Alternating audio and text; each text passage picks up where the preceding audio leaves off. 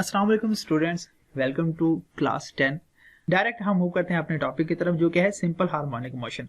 और simple harmonic motion में हम तीन तरह की मोशन को पढ़ेंगे। एक होगा मैस स्प्रिंग सिस्टम, एक बॉल एंड बॉल सिस्टम और एक सिंपल पेंडुलम पढ़ेंगे। तो बारी बारी हम सबको पढ़ेंगे, लेकिन आज के इस लेक्चर में हम कवर करेंगे मैस स्प्रिंग सिस्टम को। अब मैस स्प्रिंग सिस्टम से क्या मुराद है और इसका क्या मतलब होता है। एक स्प्रिंग लें और उसको एक एंड से फिक्स कर दें, किसी भी चीज के साथ उसको फिक्स कर दें, और उसके जो दूसरा एंड है उस एंड पर आप एक मैस को अटैच कर दें, किसी भी मैस को उसके साथ बांध दें। उसका मैस एम होगा उसका, ठीक है जी। और वो अपनी मेन पोजीशन पर पड़ा होगा। अब मेन पोजीशन पर पड़े होने से क्या मुराद होता है, किसी भी बॉडी की मेन पोजीशन से क्या मुराद होता है, इससे मुराद होता है कि अगर किसी बॉडी को हम बगैर उस पर किसी किस्म की फोर्स नहीं लगाते और उसको आजादाना उसको अपनी मर्जी के मुताबिक छोड़ देते हैं, तो जहां पर वो रुकता है वो पॉइंट उसका मेन पोजीशन होता है, ठीक है जी।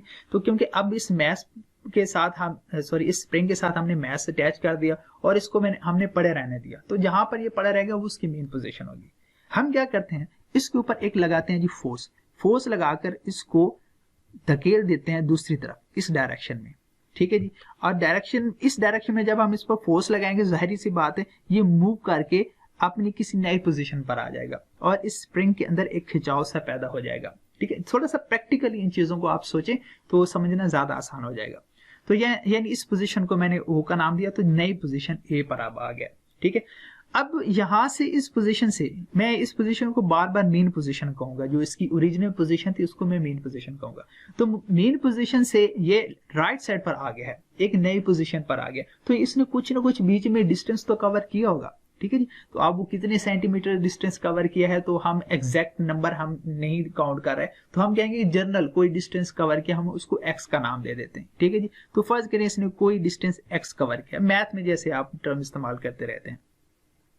तो यहां से अगर मैं इस पॉइंट पर जब लेकर आता हूं और फिर मैं इसको मैस को छोड़ता हूं, तो आपके ख्याल में ये मैस किधर जाएगा। जाहिर सी बात है, ये स्प्रिंग के अंदर खिंचाव है, तो इसको छोड़ेंगे तो ये आगे की तरफ मूव करेगा। तो सवाल ये है कि क्या यहां से जब हम इसको छोड़ेंगे तो ये अपनी मेन पोजीशन पर आके रुक जाएगा। नो, हरगिज़ ऐसा नहीं होगा, बल्कि वो बहुत स्पीड के साथ यहां से गुजरेगा और थोड़ा आगे की तरफ मूव करेगा, ठीक है।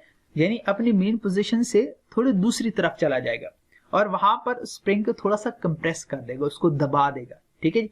फिर यहां से वापस इधर जाएगा, ठीक है जी। तो ये अपनी इसी पोजीशन के इर्द गिर्द बैक एंड फोर्थ इसको हम बोलते हैं, ठीक है जी। तो इर्द गिर्द यानी कभी इसकी दाएं तरफ और कभी इसकी बाएं तरफ मूव करता रहेगा, ठीक है। एग्जैक्टली किस तरह की मोशन होती है, आए इसको देखते हैं। ऐसे ये मैस एम है और इस मैस एम को फोर्स लगा के किसी डिस्टेंस एक्स तक लेकर गए हम, ठीक है, और फिर उसको छोड़ा, तो ये अपनी मेन पोजीशन से थोड़ा आगे गया और इसने दूसरी तरफ एक्स डिस्टेंस कवर किया, ठीक है जी। यानी स्प्रिंग के साथ मैस को अटैच किया, एक्स डिस्टेंस तक लेकर गए और फिर हमने जब इसको छोड़ा तो ये मूव करेगा अपनी मेन पोजीशन की तरफ, लेकिन अपनी मेन पोजीशन से गुजरकर थोड़ा आगे जाएगा, दूसरी तरफ एक्स डिस्टेंस कवर करेगा। तो इस तरह ये अपनी मेन पोजीशन के गिर्द जो है ये ऑसिलेट करता रहेगा, बैक एंड फोर्थ मूव करता रहेगा। और इस तरह की जो मोशन होती है इसको हम सिंपल हार्मोनिक मोशन कहते हैं, ठीक है जी। अब इसमें थोड़ी सी और टर्म, क्योंकि हमने इसमें एक्स इन्वॉल्व किया है कि वो थोड़ा सा एक्स डिस्टेंस कवर किया और उसके ऊपर फोर्स भी लगी है, तो थोड़ा इन चीजों को भी समझ लेते हैं कि उनका क्या मतलब बनता है। हम जब इस मैस पर फोर्स लगाते हैं एफ, तो इसके अंदर कुछ ना कुछ डिस्टेंस कवर किया जाता है, ठीक है जी। उस डिस्टेंस को हमने एक्स कह दिया। अब सोचिए, अगर मैं इस पर फोर्स ज्यादा लगाऊंगा तो क्या स्प्रिंग से जो दूरी होगी वो ज्यादा नहीं हो जाएगी उसकी मेन पोजीशन से, यानी डिस्टेंस ज्यादा होगा। अगर मैं फोर्स कम लगाऊंगा तो वो डिस्टेंस भी क्या होगा, कम होगा। यानी जितनी ज्यादा फोर्स होगी उतना ज्यादा डिस्टेंस होगा और जितनी कम फोर्स होगी उतना कम डिस्टेंस होगा। इसका मतलब ये वो फोर्स और जो डिस्टेंस है ये दोनों एक दूसरे के डायरेक्टली प्रोपोर्शनल है। तो डायरेक्टली प्रोपोर्शनल क्या होता है, अगर एक टर्म जो है वो इंक्रीज कर रही है तो उसके साथ दूसरी टर्म भी इंक्रीज करनी चाहिए, ठीक है जी। तो ये हमारे पास क्या है, डायरेक्ट रिलेशन है। तो इसी चीज को अब हम इसको मैथमेटिकल फॉर्म में भी थोड़ा सा समझते हैं। तो हमने कहा कि जो फोर्स है वो डिस्प्लेसमेंट के या डिस्टेंस के डायरेक्टली प्रोपोर्शनल है, ठीक है। तो हमने लिखा कि F directly proportional to x यहां पर, ठीक है। लेकिन इसके साथ एक टर्म आती है, एक साइन आता है जो कि है माइनस का, ठीक है। इसका क्या मतलब होता है, अगर हम देखिए फोर्स जब लगाते हैं उस ऑब्जेक्ट के ऊपर और उसको जब स्ट्रेच करते हैं तो स्प्रिंग किधर, उसकी दूसरी डायरेक्शन में मूव करना चाहता है। यानी जो हम फोर्स लगाते हैं, फर्स्ट अगर हम फोर्स राइट डायरेक्शन में लगाते हैं तो स्प्रिंग जो है वो लेफ्ट डायरेक्शन में मूव करना चाहता है, ठीक है। तो उसकी जो फोर्स होती है उसकी डिस्प्लेसमेंट के ऑपोजिट डायरेक्शन में होती है। तो ऑपोजिट डायरेक्शन के लिए हम फिजिक्स के अंदर हम माइनस का साइन यूज करते हैं, तो हम इसको F directly proportional to minus x कहेंगे। अब क्योंकि हमें पता है कि हम इक्वेशन को प्रोपोर्शन के साइन में नहीं लिखते होते, बल्कि उसकी जगह इक्वल का साइन लगाते हैं और साथ एक कांस्टेंट लगा देते हैं। तो यहाँ पर जो हम कांस्टेंट लगाते हैं वो है k। तो F is equal to minus k x हमारे पास इक्वेशन बन जाती है। अगर हमने यहाँ से k की वैल्यू फाइंड करनी है तो हम क्या करेंगे, इसी x को दूसरी तरफ ले जाकर डिवाइड कर देंगे, तो k is equal to minus F by x हमारे पास रिलेशन बनकर आ जाएगा। यहाँ पर k क्या है, k हमारे पास स्टिफनेस है उस स्प्रिंग की, यानी k की वैल्यू जितनी ज्यादा होगी इसका मतलब है कि स्प्रिंग उतना ज्यादा हार्ड है। चलें इसको दूसरी तरह समझते हैं, अगर स्प्रिंग ज्यादा हार्ड है इसका मतलब है k की वैल्यू बहुत ज्यादा है। अगर स्प्रिंग सॉफ्ट है, नरम स्प्रिंग है, ठीक है जी, तो उस वक्त k की वैल्यू हमारे पास कम होगी। चलिए इसको समझ लेते हैं। इस तरह से भी आपके पास जो बॉल पेन के अंदर एक छोटा सा स्प्रिंग होता है वो बहुत सॉफ्ट स्प्रिंग होता है, तो वहां k की वैल्यू बिल्कुल थोड़ी सी होगी। और इसके बाद किसी बाइक का स्टैंड जो होता है उसके साथ भी एक स्प्रिंग लगा होता है, उसको खींचना बहुत मुश्किल होता है, ठीक है जी।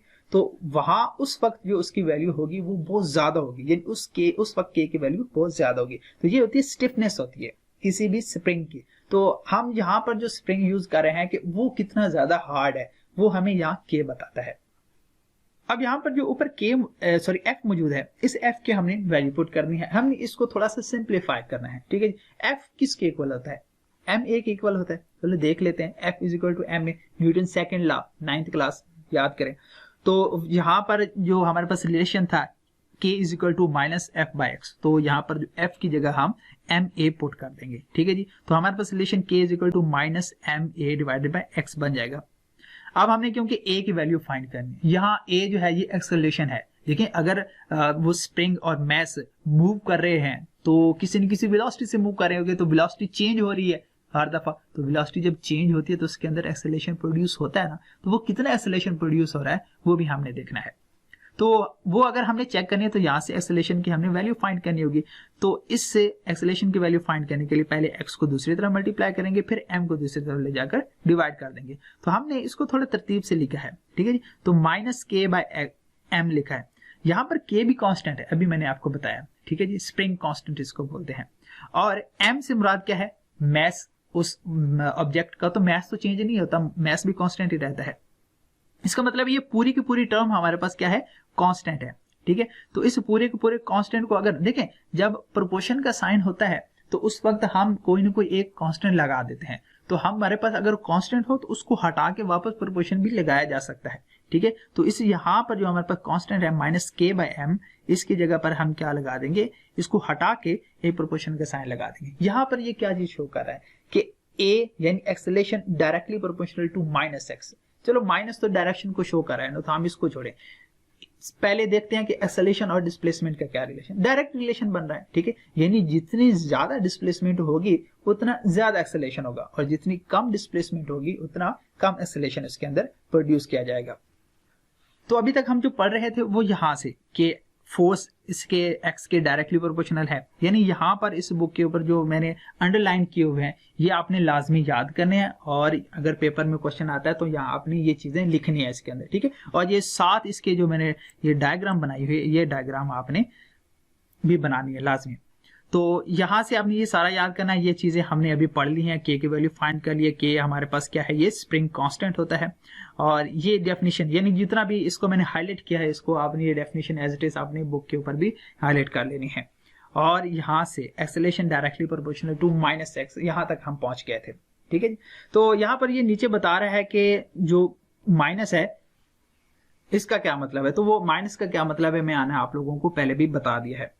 और ये भी बता रहा है कि जो एक्सेलरेशन है वो डिस्प्लेसमेंट के डायरेक्टली प्रोपोर्शनल है। तो ये चीजें अभी हमने डिस्कस कर ली।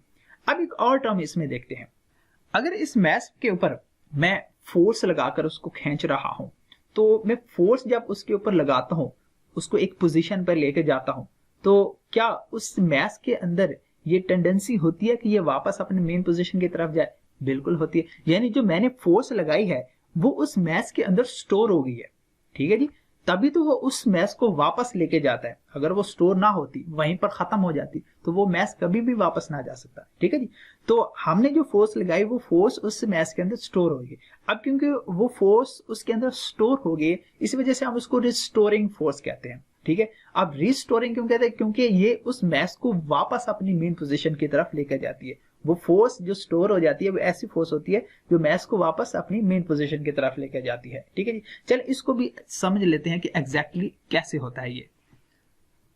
तो यहां से देखें, अब रिस्टोरिंग फोर्स हमारे पास कौन सी फोर्स होती है? जो कि ये पुशिंग फोर्स होती है या पुलिंग फोर्स होती है। ठीक है, यानी या तो ऑब्जेक्ट को पुश करती है या पुल करती है। अब देखिए, मैंने आपको बताया कि अगर इसको किसी एक पोजीशन पर लेके जाते हैं, जैसे यहाँ ये इस पोजीशन पर आ गया, ठीक है, अब उसके बाद ये उस मैस को वापस अपने मेन पोजीशन से भी आगे लेके जा रहा है। अब वो फोर्स इसके अंदर स्टोर हो गई है। अब जो मैंने फोर्स लगाई है वो फोर्स यहाँ पर जो शो की गई है वो इस ब्लू के साथ शो की गई है, और स्टोरिंग फोर्स जो है वो रेड के साथ शो की गई। इसमें यहाँ पर समझने वाली कौन सी बात है? हम जो फोर्स लगाते हैं, रिस्टोरिंग फोर्स हमेशा उसके ऑपोजिट डायरेक्शन में लगती है। ठीक है जी। अब यहाँ से आप इसको समझ लें, जैसे देखिए मेन पोजीशन से इस डायरेक्शन में गई, तो यहाँ पर जो रिस्टोरिंग फोर्स की डायरेक्शन ऑपोजिट थी। अब हम इस डायरेक्शन में फोर्स लगा रहे हैं, तो रिस्टोरिंग फोर्स जो है इससे ऑपोजिट डायरेक्शन में है। तो ये बिल्कुल वैसे ही होती है जैसे फ्रिक्शनल फोर्स होती है। अब जिस डायरेक्शन में फोर्स लगती है, फ्रिक्शन फोर्स उसकी ऑपोजिट डायरेक्शन में होती है। तो ये भी ऐसे ही बिल्कुल काम करती है। तो यहां तक हमने रिस्टोरिंग फोर्स तक ना बातों को अच्छे से समझ लिया है। ठीक है जी। तो चलिए इनको थोड़ा सा समराइज कर लेते हैं कि हमने सबसे पहले देखा कि सिंपल हार्मोनिक मोशन क्या है। सिंपल हार्मोनिक मोशन में हमने एक मैस स्प्रिंग को डिस्कस किया। हमने कहा कि जितना ज्यादा हम उसको फोर्स लगा के डिस्प्लेस करवाएंगे, उतना ही ज्यादा उसके अंदर एक्सेलरेशन प्रोड्यूस हो जाएगा। तो ये भी पता चला कि फोर्स और जो डिस्टेंस है वो डायरेक्टली प्रोपोर्शनल है, और एक्सेलरेशन और डिस्टेंस ये भी दोनों डायरेक्टली प्रोपोर्शनल है। और उसके साथ हमने माइनस साइन को डिस्कस किया, के को डिस्कस किया कि के क्या है? ये स्प्रिंग कांस्टेंट है। जितना स्प्रिंग ज्यादा हार्ड होगा उतनी के की वैल्यू ज्यादा होगी, जितना सॉफ्ट होगा उतने के की वैल्यू कम होगी। उसी के साथ हमने रिस्टोरिंग फोर्स को भी देख लिया। तो यहाँ ये रिस्टोरिंग फोर्स की डेफिनेशन है जो कि आपने अच्छे से याद करनी है। इसके साथ आपकी बुक पर एक और टर्म जो है वो एक पैराग्राफ जो है वो दिया हुआ है, और वो बड़ी डिटेल के साथ वैसे उसके अंदर लिखा हुआ है। हम वो सारे के सारा याद नहीं करेंगे। उसमें से जो चीजें याद करनी है वो मैंने रेड के साथ अंडरलाइन कर ली, और जो नहीं याद करना उसको मैंने ग्रीन के साथ ऊपर लाइन लगा दी, टेक्स्ट की ऊपर लाइन लगा दी। ठीक है, वो आपने याद नहीं करना। जो याद करने वाला पोर्शन होगा वो जस्ट आपने क्या करना है, उसके अंडरलाइन किया हुआ है रेड के साथ, वो याद करना है। ये है क्या? Kinetic and potential energy different position in the mass spring system. अब हमें पता चला कि मैस स्प्रिंग सिस्टम के अंदर जो मैस है वो अलग अलग पोजीशन पर जाता है। अब वो अलग अलग पोजीशन कौन सी है? वो अलग अलग पोजीशन ये है, यानी कभी तो ये अपनी इस मेन पोजीशन पर रहता है, कभी ये राइट डायरेक्शन में जाता है, और कभी लेफ्ट में जाता है। यानी इस तरह से ये अलग अलग पोजीशन पर जाता है। ठीक है जी। तो हम क्या कहते हैं कि जो इस पॉइंट पर जाता है, मैक्सिमम पोजीशन पर जाता है जहां तक, यानी जिससे आगे ये नहीं जा सकता है। ठीक है जी। उस पोजीशन को हम इसकी एक्सट्रीम पोजीशन कहेंगे, और जहां पर ये पहले रुका हुआ होता था उसको मेन पोजीशन कहेंगे, और ये इसकी यानी राइट साइड पर एक्सट्रीम पोजीशन होगी, और इधर जो गया है ये इसकी लेफ्ट साइड पर इसकी एक्सट्रीम पोजीशन होगी। ठीक है जी। हमने देखना है कि इसकी एक्सट्रीम पोजीशन पर और मेन पोजीशन पर काइनेटिक एनर्जी कितनी होती है और पोटेंशियल एनर्जी कितनी होती है। ठीक है, तो यानी हमने उसको पोटेंशियल एनर्जी को इलास्टिक पोटेंशियल एनर्जी किया। यहां से इसकी राइट साइड पर आप लोगों ने जरा ध्यान करना है कि ये इसके जो इलास्टिक पोटेंशियल है ये असल इसकी पोटेंशियल एनर्जी को शो करता है, जो इलास्टिक एनर्जी है, और दूसरी इसकी काइनेटिक एनर्जी को शो करता है। ठीक है, तो आपने देखना है कि किस पोजीशन पर जब ये मैस जाएगा तो वहां पर इसके जो काइनेटिक एनर्जी वो होगी ज्यादा, और किस पोजीशन पर इसकी जो पोटेंशियल एनर्जी है वो ज्यादा होगी। एक दफे सिमुलेशन के देख लें। आप देख रहे हैं कि यहाँ पर जो काइनेटिक एनर्जी है वो ज्यादा हुई, फिर कम होगी, फिर ज्यादा, फिर उसके बाद कम। ठीक है जी। तो ये पोजीशन चेंज हो रही है। अब पोजीशन के साथ साथ ये चेंज हो रही है। अब इस चीज को थोड़ा सा हम स्लो मोशन में देखते हैं। इस वक्त देखें, जब ये यहां से गुजरा, अपनी मेन पोजीशन पर गुजरा, तो जो काइनेटिक एनर्जी थी वो बिल्कुल फुल हो गई थी। ठीक है, यानी मैक्सिमम हो गई थी। ठीक है, जैसे ये अपनी मेन पोजीशन से गुजरने के बाद एक्सट्रीम पोजीशन की तरफ जा रहा है तो उसकी काइनेटिक एनर्जी तो कम हो रही है, लेकिन जो पोटेंशियल एनर्जी है, ये जो यहाँ पर ग्रीन है, ये पोटेंशियल एनर्जी है, वो ज्यादा होती जा रही है। और जैसे ही ये अपनी एक्सट्रीम पोजीशन तक पहुंचा तो काइनेटिक एनर्जी बिल्कुल खत्म हो गई है, और जो पोटेंशियल एनर्जी है वो मैक्सिमम हो गई है। ठीक है जी। अब दोबारा इसको देखते हैं। अब जब ये वापस अपने मेन पोजीशन की तरफ जा रहा है तो इसकी मेन पोजीशन के ऊपर काइनेटिक एनर्जी बिल्कुल मैक्सिमम होगी, फुल होगी। ठीक है जी। और जबकि इसकी जो पोटेंशियल एनर्जी है वो 0 हो गई। अब जब ये वापस दूसरी तरफ जाएगा अपनी एक्सट्रीम पोजीशन की तरफ तो वहां फिर वही हो रहा है कि आपने यहां पर देखा कि जब हम एक्सट्रीम पोजीशन पर जाते हैं तो एक्सट्रीम पोजीशन के ऊपर पोटेंशियल एनर्जी ज्यादा होती है और मेन पोजीशन के ऊपर काइनेटिक एनर्जी ज्यादा होती है। अब ऐसा क्यों होता है? देखिए, जो पोटेंशियल एनर्जी पोजीशन की वजह से होती है। ये चीजें आप 9th क्लास में पढ़ के आए हैं। जितनी ज्यादा बॉडी किसी पोजीशन पर होगी उतनी ज्यादा उसमें पोटेंशियल एनर्जी होती है। अब अगर देखिए ये मैस यहाँ पर पहुंचा हुआ है तो इसकी मेन पोजीशन से तो ये किसी न किसी पोजीशन पर मौजूद है ना। ठीक है, तो तभी हम एक्सट्रीम पोजीशन के ऊपर उसके पास काइनेटिक पोटेंशियल एनर्जी ज्यादा होती है। ठीक है, तो क्यों? पोटेंशियल एनर्जी पोजीशन की वजह से, हाइट की वजह से, कुछ डिस्टेंस की वजह से होती है। ठीक है, तो यहां पर इस एक्सट्रीम पोजीशन पर और इस एक्सट्रीम पोजीशन पर ये किसी न किसी पोजीशन पर मौजूद होता है, डिस्टेंस पर मौजूद होता है, तभी वहां पर उसके पास पोटेंशियल एनर्जी ज्यादा होती है। ठीक है जी। और क्योंकि यहां पर इस पोजीशन पर आके ये बॉडी एक दफा रुकती है। अब काइनेटिक एनर्जी किसी बॉडी में मोशन की वजह से होती है, तो जब ये रुकती है तो इसके पास तो वेलोसिटी नहीं होती, तो वेलोसिटी नहीं होती जिसका मतलब है या इसके पास काइनेटिक एनर्जी भी नहीं होती। लेकिन जब ये अपनी इस मेन पोजीशन से जा रहा होता है तो इसके पास कुछ ना कुछ वेलोसिटी होती है, जिस किसी वेलोसिटी के साथ ये मूव कर रहा होता है। अब उसके पास वेलोसिटी है तो जाहिर सी बात है उसके पास काइनेटिक एनर्जी भी मौजूद है। तो यहाँ पर आपको ये आइडिया हो गया होगा कि हमारे पास एक्सट्रीम पोजीशन के ऊपर, यानी जो उसके एंड होते हैं, वहां पर पोटेंशियल एनर्जी ज्यादा होती है और उसकी मेन पोजीशन के ऊपर काइनेटिक एनर्जी ज्यादा होती है। तो यही हमने बताना था इस पैराग्राफ के अंदर कि कहां पर उसकी काइनेटिक एनर्जी ज्यादा और कहां पर उसकी पोटेंशियल एनर्जी ज्यादा है। तो इसको एक दफा आप पढ़ेंगे, यानी जो इसको मैंने रेड लाइन के साथ इसको अंडरलाइन किया हुआ है, तो आपको इन सारी बातों की समझ आ जाएगी कि जो कि मैंने ऊपर समझा दी है। ठीक है जी।